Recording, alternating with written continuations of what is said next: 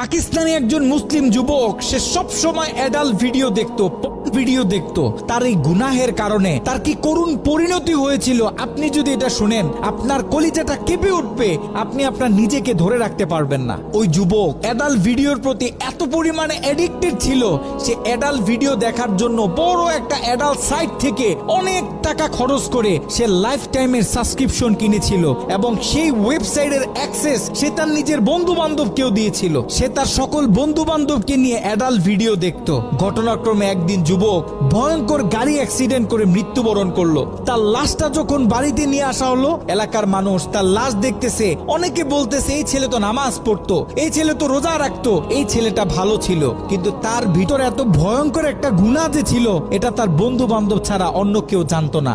সকলে মিলে তাকে দাফন করে যখন বাড়িতে চলে আসলো, ওই ছেলের মা গভীর রাত্রে মোনাজাতে আল্লাহর কাছে দোয়া করতেছিল, আল্লাহ আমার ছেলে যদি কোনো ভুল করে থাকে তুমি আমার ছেলেকে ক্ষমা করে দাও, আমার ছেলের কোনো গুনাহের কারণে তুমি তাকে জাহান্নামে দিও না, তার কবরটাকে জান্নাতের টুকরা বানায় দাও। দোয়া করতে করতে মা এক পর্যায়ে ঘুমিয়ে পড়লো। মা যখন ঘুমিয়ে পড়লো, তিনি স্বপ্নে ভয়ঙ্কর একটা দৃশ্য দেখলেন। তিনি দেখতেছে তার ছেলের কবরে আল্লাহ পাক জাহান্নাম থেকে কিছু ফেরেশতা নিযুক্ত করলেন এবং ওই ফেরেশতাদের হাতে বড় বড় কিছু কুড়াল, যে কুড়াল দিয়ে সকল ফেরেশতারা মিলে একসাথে তার ছেলের শরীরে আঘাত করতেছে। যদি তার ছেলের হাতে আঘাত করে তাহলে হাতটা কেটে দূরে গিয়ে পড়তেছে, যদি পায়ে আঘাত করে তাহলে পাটা কেটে দূরে গিয়ে পড়তেছে। তার ছেলে ভয়ঙ্কর ভাবে চিৎকার দিতেছে। ছেলের ভয়ঙ্কর চিৎকার শুনে মায়ের ঘুম ভেঙে গেল। মা উঠে আবার তাহাজ্জুদ নামাজের জন্য প্রস্তুতি নিলেন, আল্লাহ তাআলার কাছে দোয়া করতেছেন।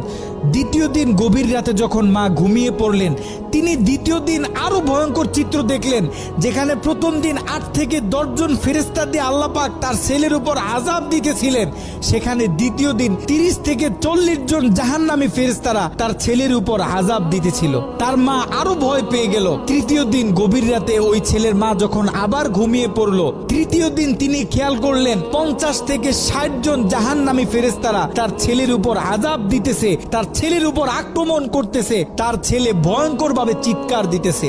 দিন যত বাড়তেছে আল্লাহ পাক জাহান্নাম থেকে তত বেশি ফেরেশতা তার ছেলের উপর নিযুক্ত করতেছে।